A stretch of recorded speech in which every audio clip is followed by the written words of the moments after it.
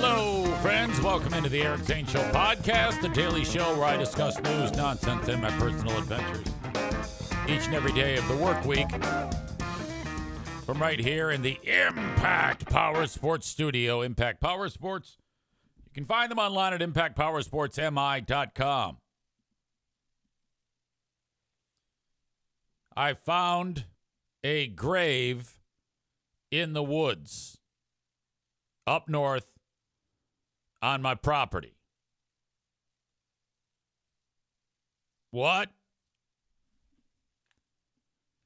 Yeah. Walking through the woods, I found a tombstone. At first, I thought maybe it's just a marker. And I'll fill in all the details in a second. I just kind of want this to settle in your brain. And when I was walking through the woods, we were losing the rest of our sunlight. This was on Saturday night. The moon was peering out behind clouds. And it was spooky as hell. And I stumbled upon a grave on my property. Like a well-manicured tombstone. Holy shit. What the hell?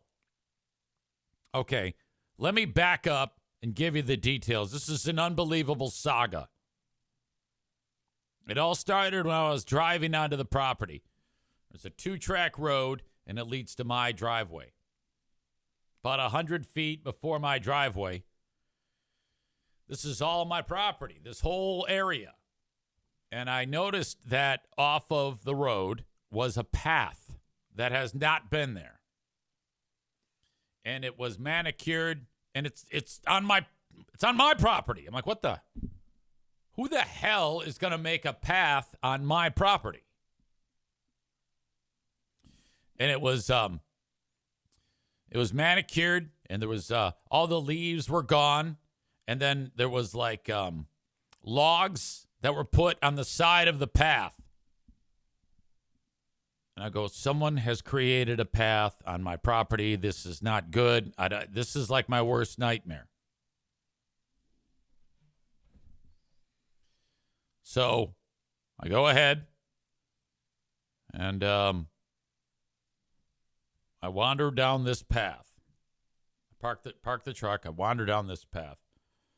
And as I'm walking towards it, at the base of a tree is a tombstone. And I'm losing my mind. I'm like, what the hell is this? The name on it is the name of people that used to live next door on the next piece of property. And I'm like, oh my God. Well, why would they bury these people? It was a husband and wife. One had died in 1999 and the other had died in 2013. And they're buried there. Or at least that's what I was thinking. And it turns out that it's actually cremated remains that are down there. What the hell? Somebody buried the neighbor. Okay, so these people used to live next door. They had a dwelling. All I knew was that they sold the property. The government bought it. Remember, I told you it butts up against an artillery range. If somebody's going to sell, they're going to buy it because they want more space.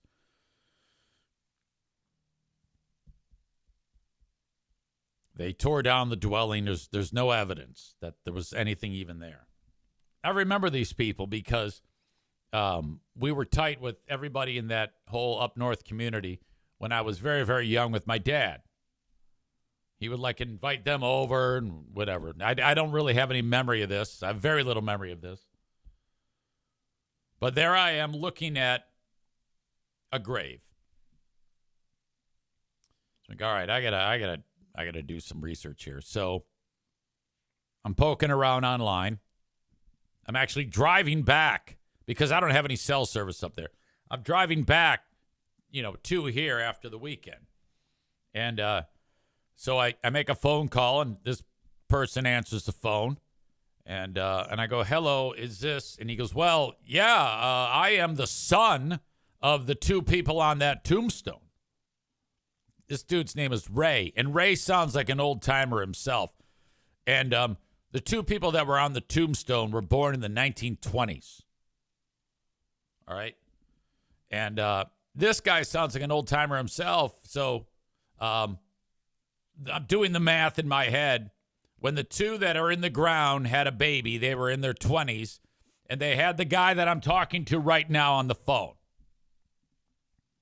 I go, all right, hey, so anyway, my name is, and he goes, oh, are you on the Z property? Because my dad used to have a big fucking Z at the entrance to the property. Are you on the Z property? I go, yes, that's me. Yes, you know my dad. He goes, yes, I do know your dad. I go, outstanding. I go, so I was walking around in the woods, and I stumbled upon a tombstone for your mom and dad on my property. Immediately goes, that's my property. I'm like, uh-oh. So I did not say, no, that's mine. I didn't say shit. I go, it is. Yes, that is my property. So now I'm like, okay, there's no way that this guy's property. He's making shit up. So I'm trying to figure out what I'm going to do. I got him on the phone, and I'm like, well, I'm really confused. I don't know what's going on. I thought that was my property. It's my property. I'm like, yes, okay. All right. So I kind of like deflected and got this guy kind of like talked down from the ledge. But I hung it up. I hung up the phone, and I go, I'll call you back either way.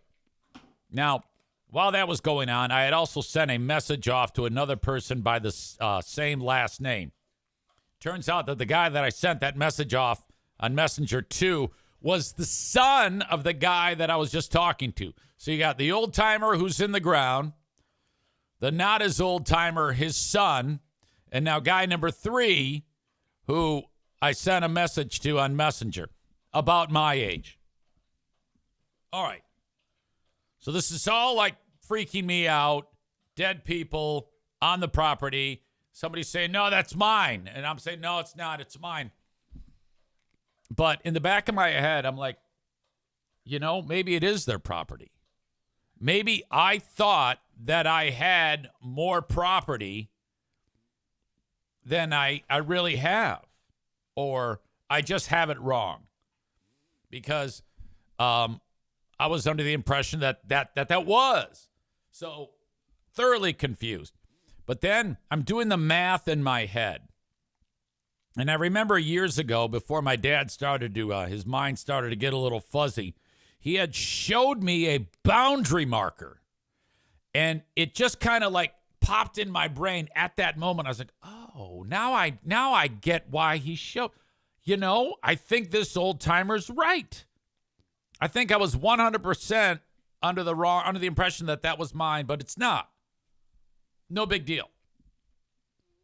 So I'm like, okay, well, I got to call this guy back and tell him, the puzzle pieces just fit in my head. I'm pretty sure you're right, and I'm so sorry to bother you. All right. So then I call back. This time a lady picks up the phone. Hello? Go, hey, I'm trying to reach, and I said the name. And then she hung up. So I was like, uh-oh. Okay. They think that I'm some type of psychopath. And they hate me. So now I'm pissed off. And then I'm like, all right. Well, I was trying to be nice about this. But now she hung up on me. So there's only one thing left to do. That is drive back and dig up the remains and throw them in the garbage. Okay? But, of course, I didn't do that. But I'm like, all right, you guys are on the list now. With that alone, you're now on the list. This is not a place you want to be. It's never good for you if you're on my list. So I'm like half pissed about it. Come to find out later in the day, the number that I called when the lady hung up on me was the wrong number. Had nothing to do with this. I'm like, oh, God, you idiot. So now I can't get out of my own way here. But time passes. And remember the guy I told you about that I sent a message to on Messenger? He calls me. And by the way, a couple years saying, hey, get a survey done. Nick says, I can send you exact coordinates of the corner. Absolutely. I have plot numbers. I think you might need that. I have all that information. I'm gonna send that to you, Nick, and get confirmation. But I am now 99.5% convinced that I was wrong, and these folks are 100% convinced that I'm wrong. And I had more of that confirmation because while I'm at the hockey game, I got a phone call. So remember the two people that are in the ground, and then I talked to the old timer, which is the son of the deceased. Now the son of the son is calling me. So this guy is, his grandparents are the ones that are in the ground. My age, 58-year-old guy, calls me up, says, hey, I got your message, just calling you. So I call him when I'm driving home from the hockey game. Nicest guy in the world. And here's where it got fantastic. Everything was fixed. He goes, yeah, Eric, that is our spot. In fact, we used to have a pole in the ground there on the corner, and I used to spray paint it orange all the time, and I think the power company ripped it out of the ground. And I go, okay. And then he goes, so I remember your dad. And I go, oh, my God. Tell me about my dad. He goes, I remember when I was a kid shooting guns on your property with you and your dad. I go, you do? I go, I don't remember this. And he goes, well, and he's like 3 years older than me, so who knows? And so he was shooting. My dad had this 22. He had two 22s, 22 rifles. And we used to shoot cans. Now, I remember doing that. In fact, I still have the gun. There was two of them. My brother got one, and I got one. And I go, yeah, well, you know what? I still got that gun, man. He goes, holy crap, I can't believe it. So me and this guy hit it off. And he was the guy, this dude, who actually made that path when he was up there. And I guess he goes up there quite a bit. He was up there all October. He's got a place in a nearby community. But that piece of land is nothing. It's just woods and the final resting spot of this dude's grandmother and grandfather, who used to have a place right next door to where our place is. But I guess, long story short, I thought I had a hell of a lot more land than I really did, and I've never gotten it surveyed. I just bought it and thought, well, this is mine. Couldn't have been more wrong. Couldn't have been more wrong. I'm just so glad that I didn't rage out on anybody, and start to act like a cock, because, these are hillbilly people. And even though they come up north from places that are not hillbilly towns, if someone's going to murder you, it's easy to do up there. A lot of you are looking for, okay, what's the part where you turn them into a new lampshade? No, nothing like that. It ended up working out, but for a period of time, imagine me stumbling upon a tombstone in the fucking woods. And I have pictures, but I don't want to show them on here. I'll show them maybe on the Patreon or something like that. Red Bull Brain Chris says, listen, I made a mistake. I promise I'll rebury the remains in the same spot as soon as I remember which ditch I threw them in. Oh, my God. But I thought something was up when I Okay, that's pretty silly to think that random neighbor is going to bury remains on your property. But that's what I thought for a period of time. I was like, what is going on here? There's no way this could be like not my property. Clearly, someone is burying remains of loved ones on a stranger's property, because that makes all the sense in the world. Bread Bull Brain Chris says, and it happened on Halloween weekend. Yeah, when I was out there looking at the gravestone, I'm like looking at it, I'm expecting to hear, oh, like a wolf howling behind me, or the Wolf Man, or Nosferatu.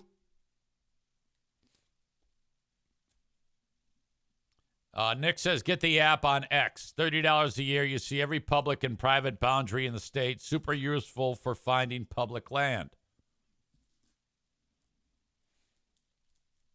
Amanda suggests just go Yellowstone on their ass. Now, what I've seen of Yellowstone are a few scenes where, like, trespassers really get something bad happens to trespassers on that show all the time.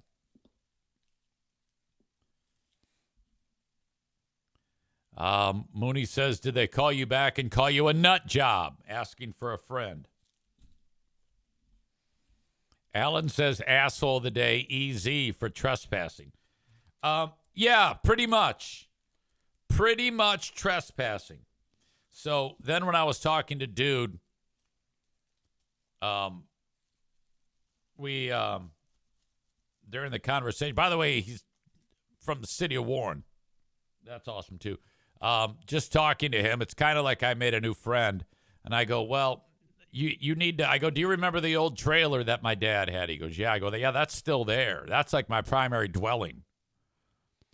And he goes, you're kidding. And so it was really cool. I go, you need to come visit. So first of all, you're free to walk on the property if you're visiting your grandparents' gravesite. And just walk on there and check it out. And when I get up there next time, I'll text you, and we can have a cookout. So it went from earlier in the day, I thought that this guy's dad was going to jump through the phone and wring my neck, to it all working out. And I was, when I was talking to the guy that's my age, I was like, look, you got to explain to your dad that I am so sorry if I caused him any stress by suggesting that those remains were buried on my property. That is simply a mistake on my part. I am profusely apologetic about that, and I'm just glad I didn't go ghetto on him. I mean, it would be just like me to like immediately. I think that's starting to percolate more with age, because when someone starts to like get agitated, it's really kind of an art form to de-escalate. If you can somehow manage to calm someone down and get them, maybe put them at ease. I sensed right away that I was in trouble. Mooney says, easy, open mouth, insert foot. You see, I don't think so. I don't think so at all. I don't. How? It was an honest mistake, and I made it very clear. So I think that's a horrible comment on your part. Skip says, you always make new friends no matter the circumstances. Well, that's not entirely true. I was being murdered again over the weekend on Facebook. It's fantastic. I take these, whenever people attack me and say terrible things to me, I screenshot the comments and then repost them as, hey, love letters. And I post those, and it just gets people talking. So when I get those out of the blue, horrible comments, I'm like, yes, outstanding. This is absolutely perfect.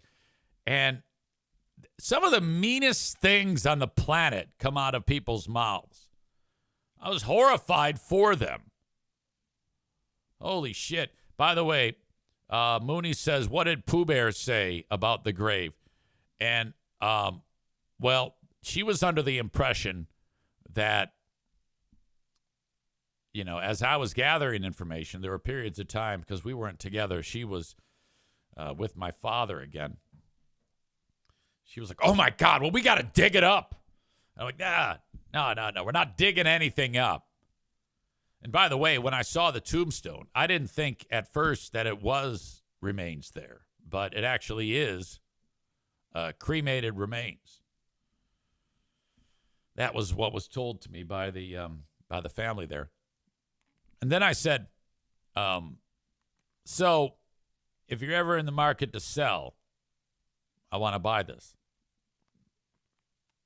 And, you know, I should have known not to ask that question, because no one is going to want to sell that, because they made it obvious earlier when they actually said it was Grandma and Grandpa's wishes to have their ashes be their final, because they loved that spot so much.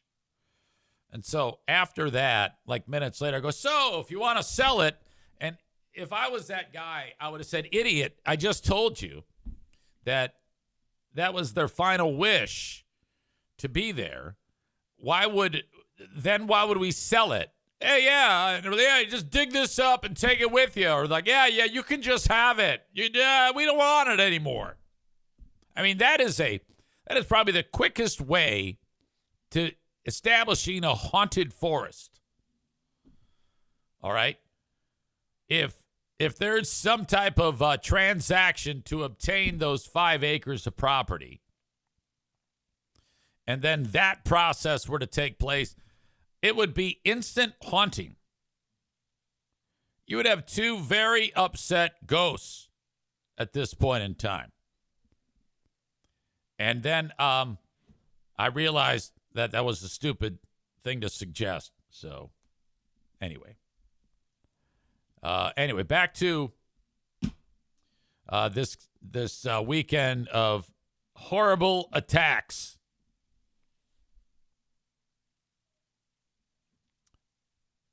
Chris says, and then you get us asshole trolls trolling the troll. Yes, outstanding. Back to the haunting. Nick says, build a rental cabin on top of it. Bread Bull Brain Chris says, quote, it's a perfect spot for the new outhouse. Oh, God. Please, no. All right. So this is what I mean. While I was enjoying my time up there,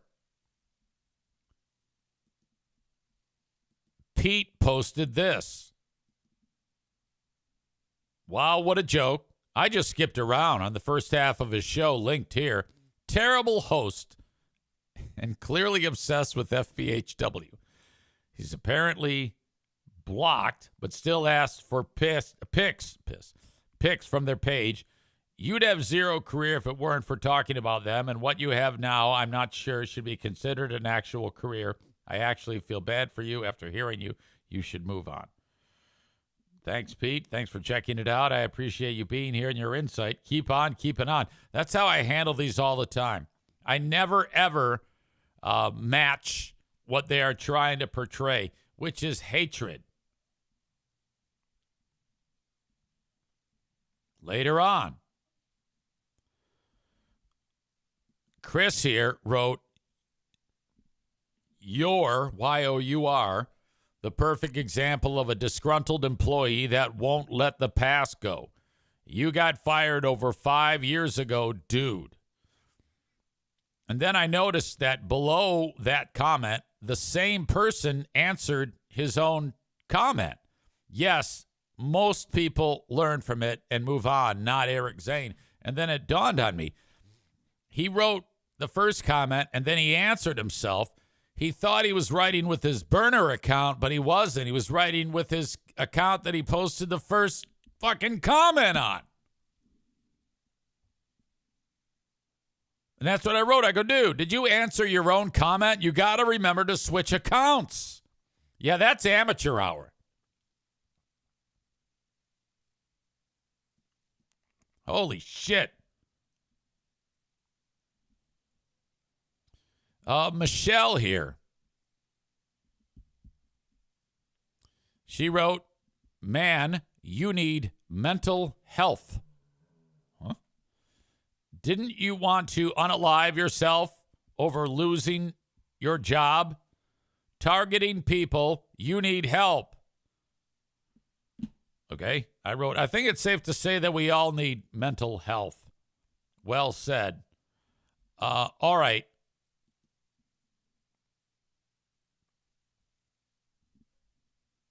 Man Bun Chris says responding to his own comment is great, LOL. Bread Bull Brain Chris says, I like how caring they all are concerning your mental health.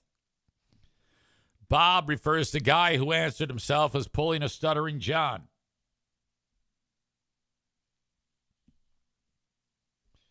Skip says, you always stay positive. Probably piss them off, morons. Yeah, it is just one after the other. And that's totally fine. This helps me. And no matter how many times I say this to these people, they don't understand.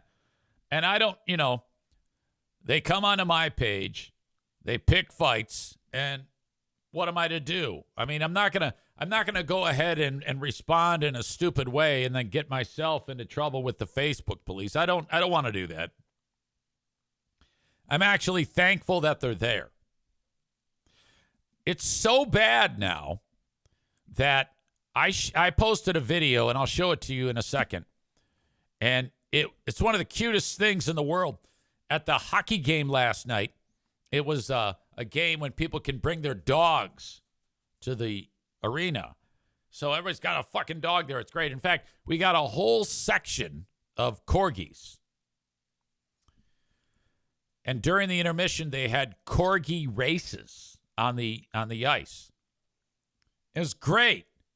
And so I posted the video of the corgi races. It's as sweet as could be. And this guy writes, you are lame. And I'm like, what did I do now? What could possibly, how could you have a problem with some of the cutest dogs on the planet having a race? Oh my God. And I need to show you this video because there's a plot twist. One of the corgis doesn't even bother running. Here we go. Okay? It just stays there. And then after the race is done, he notices our mascot on skates, Griff, and goes after him. It's going to be great, ladies and gentlemen. Here comes the corgis. I know you all have your favorites. There's But Josh trust me, they're all setting ready this up to go. for the audience. There's Griff. Again, they have to get scooped up by their owner here at the end. All right, so we're getting ready. The person shooting the video, Josie, goes to the big screen to shoot the video of it. There's some of the corgis. Oh my gosh, it's going to be awesome. All right. All right, are we ready? All I got to do is say Almost go. ready? I'm standing there in the gray, shooting my own video. He's just about ready. He's got to face the other way, Reeves. All right. You got to face this way. Getting the final preparations made. On your marks. Yes, Get set. Go. there they go.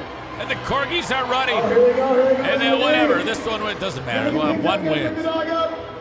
It was way too short. It needed to be a longer race. And then that one jumps out. This guy has to grab the corgi. Tyrion. Wow, nice save, Cody. That is Tyrion in the green. Okay, and then here's Griff. Now, there's another corgi that's still at the start line, just fucking around. This is like gray and black one. Very cute corgi. Look at, he's going after Griff. He's barking at Griff. Griff's skating away. The corgi's chasing Griff. Oh, my goodness.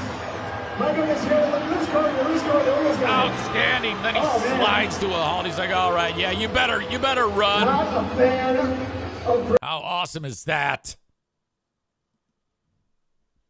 That is fun. Those dogs are spectacular. I love them so much. Becca Shea is here. She says, that's cute. Skip loved it. Bob says Opie just rages out and blames Anthony for everything. Yeah, that's true. Dude's got to settle down, have some fun in his life. All right. So, in between reading people attacking me brutally over the weekend, in between discovering graves and freaking out that my property was being robbed from me, I was busy clearing leaves, which is an absolute bitch.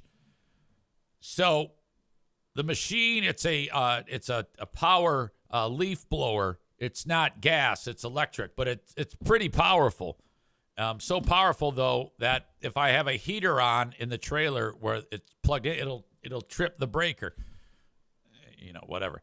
But I'm swinging that thing for hours. And by the end of the day, my entire upper body, I am so unbelievably out of shape that my entire upper body, it's like I had been doing upright rows or shrugs the whole day with like 500-pound weights. That's how bad the fatigue was. Fucking horrible. But amazingly, I got everything done and couldn't be happier about that. Because if you don't get the leaves, and then there's a plan. I actually might be a millionaire, ladies and gentlemen. Last year at this time, we burned a lot of leaves. Charity Scam Mike and I.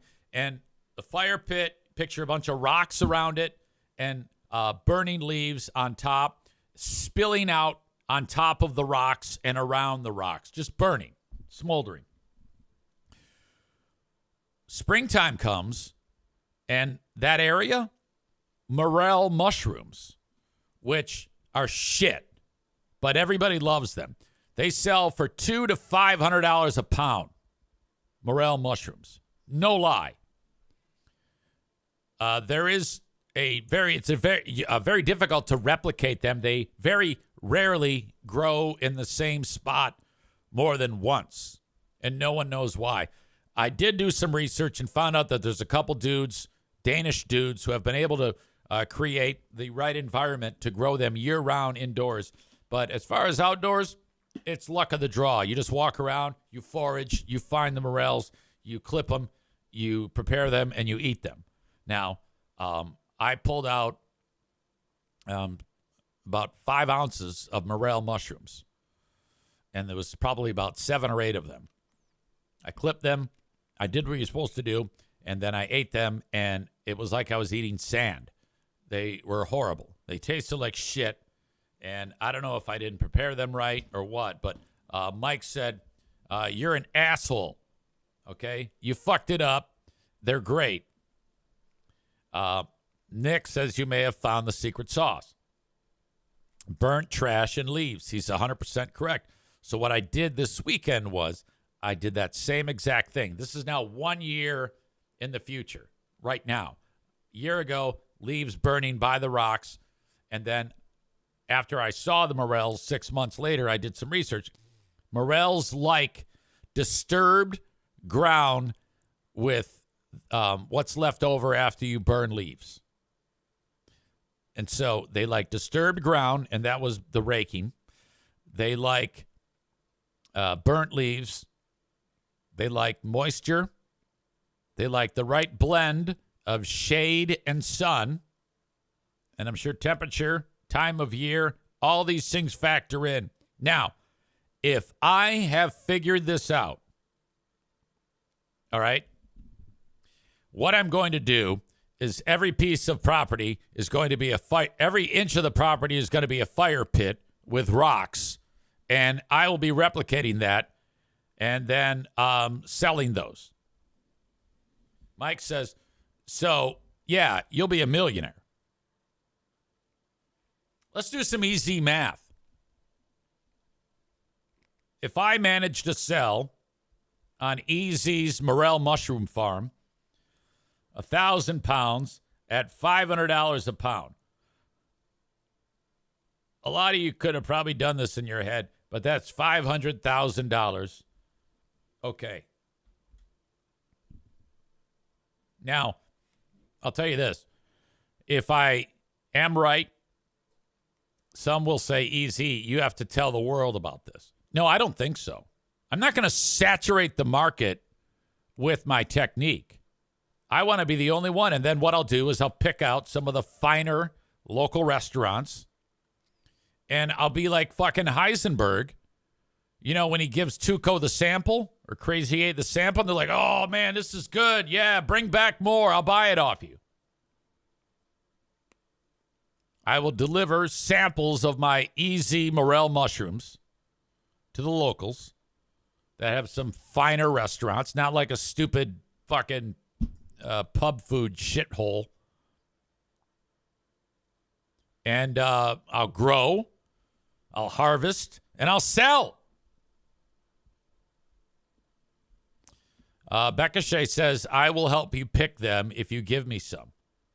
Skip says, keep your secret. People kill for that kind of thing. I've already given the secret away just now. I don't know what I'm talking about. But, you know, honestly, for the people that listen to this show, some of you may not be interested. You might not have the means to do it, but that's all that happens. So in 6 months, we will know if I have been able to replicate in the wild the process of growing morel mushrooms.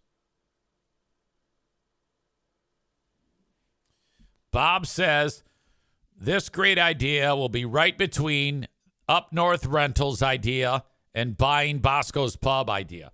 Look, there is no shortage of easy ideas on this show. We know that.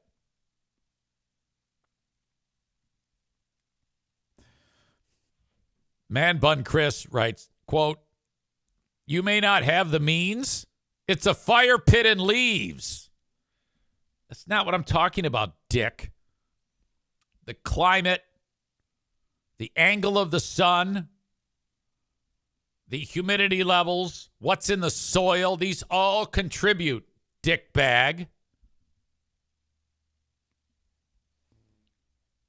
I don't think anybody has faith in this. Stevie says, someone put a reminder on your phone for 6 months so we can revisit this.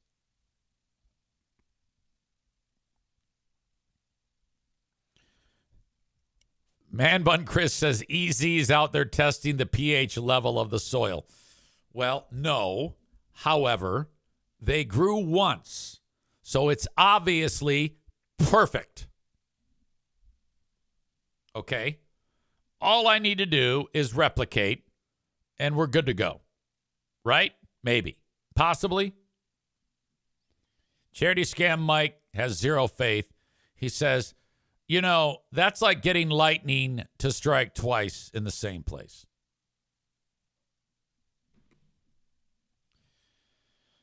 Bob says, don't forget the depleted uranium from the A-10 rounds, which, by the way, they were in the air again over the weekend. Now, they weren't at range 40, which is next to me. They were at range 44, which is about 3 miles away. But it's far enough away, and it's not too far away where you can still hear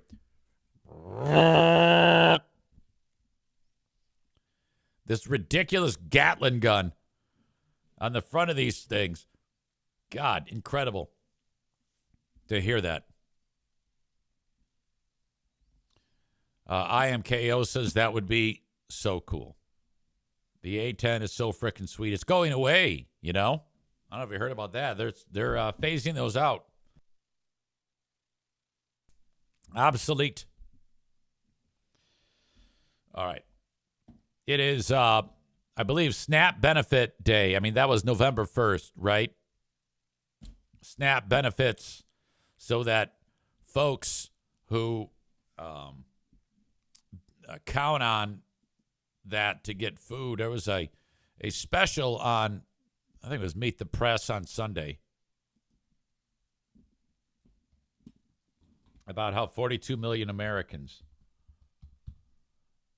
are going to have to go without, at least temporarily.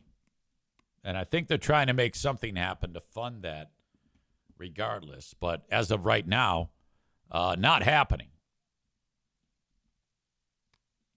And there was this couple that was on TV they're like, we don't know what we're going to do. We depend on $750 a month for that. And I cannot, now they've known, these two people in particular, they have known for a month, this has been being discussed, the possibility of these going away while the government shutdown takes place. Wouldn't you, it was a husband, wife with 5 kids, and they count on the $750 a month. And they like, we are at a loss. We have no idea how we are going to do this. Now, I know I've talked about this a lot, but $750 divided by $16 an hour. Okay, so if you work for $16 an hour in a month, you would have to come up with 46 hours. Let's just say 47 hours in a month to make up that money. Let's divide that by 2 because you got a husband and wife team in this particular scenario. So between the husband and wife team, in a month, each of them needs to work 23 hours in that time. So that averages out to, let's just say 31 days, 3/4 of 1 hour a day. More. Why am I doing this? I'm doing this to illustrate that people are not helpless. I don't even give a shit if after the government comes back and the benefits kick in, you quit the shitty job that I'm suggesting you get to support your family. My point is, it's not like you don't have anything to do. There's plenty you can do. And of the 42 million people who are going without their benefits, some as low as $500 a month, some as high as $1,100 a month. A lot of those 42 million can do what I'm suggesting here. Now, some cannot. Some are elderly, or maybe they have a disability, or they're incapacitated in some way. I get that. I'm just saying it probably would be a good idea in the meantime to, add that extra 0.75 hours a day and start wrapping your mind around that idea instead of throwing your hands in the air going, oh, we're dead. Oh, what are you going to do now, ma'am? Die? We're going to starve to death. There's nothing we can do. We're absolutely helpless. Wouldn't that be easier?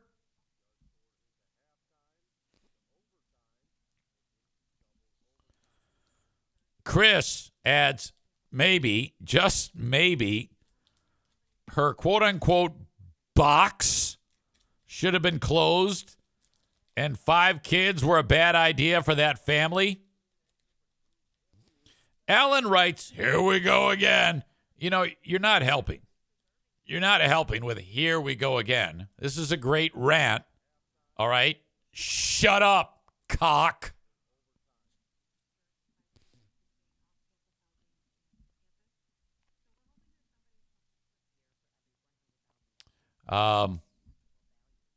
Man Bun Chris says, you just got to work 90 hours a week. It's easy.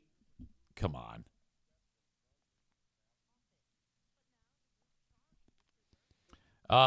Tophus says, where's all the tariff money going? What am I, Google? Look it up. Becca Shea suggests that Donald Trump gets the tariff money and puts it in his pocket. I don't think that either of you are helping in this discussion. I'm focusing on the boots on the ground, the people who are counting on those benefits, and they are no longer there. So what do? Do you complain, or do you go out and provide for your family? If you do that, something great may happen. You may discover that you had a skill you didn't have before, or maybe somebody's going to want you to help out with whatever you were doing to earn that money.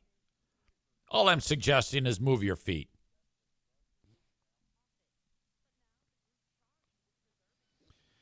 Piano Finger Banger says to receive SNAP, you have to work a minimum of 30 hours a week, I believe.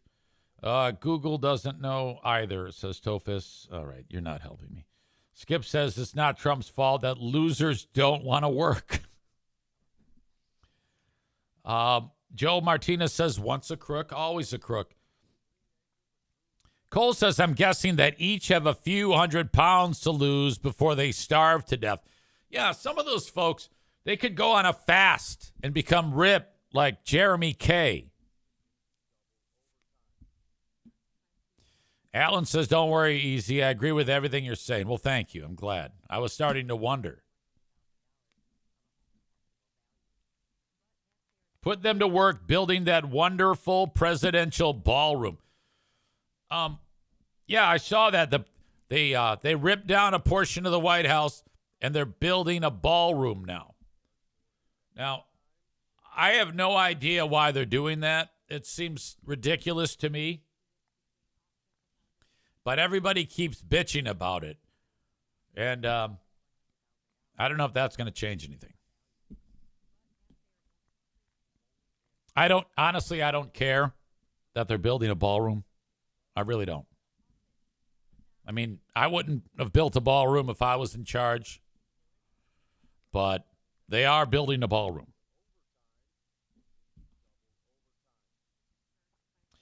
Tofus says it costs $200 million. Yeah, I know. I still don't care. I don't care at all. This is what I want out of America. I want my Social Security. I want a military that is strong as shit to protect me. And I want intelligence to be funded so that they can break up terror plots. Did you see that story? Now, the defense for these guys in Dearborn, Michigan, are saying they're video gamers. And that Kash Patel jumped the gun. But as the weekend was getting started, the FBI said, we have broken up a terror cell. We had impending doom. It was going to be a Halloween massacre in Detroit, and thousands were going to die. We broke it up. They did a raid at very early on Halloween, and you see them busting in, flashbangs, and guys with the weapons drawn, and they arrested a whole bunch of 16 to 20-year-old Muslim kids. Now, if you're going to do a terror bust, honestly, if you're the FBI, the entire community of Dearborn, Michigan, should be under surveillance at all times. Everybody there is a Muslim. So, you know how Trump is. I wouldn't be surprised if they're constantly listening in to every conversation that happens within that is the largest community of Arab Americans in the United States. The whole city is Muslim. The city streets are written in Arabic. All right? All the restaurants, all the stores, Arabic. So go in, raid the place, arrest them. They take a whole bunch of computer equipment with them. And the Kash Patel takes his victory lap. He's saying, we have busted up an ISIS ring. I guess there was chatter on a chat group or something like that, and the FBI had infiltrated it, and they were posing as ISIS members.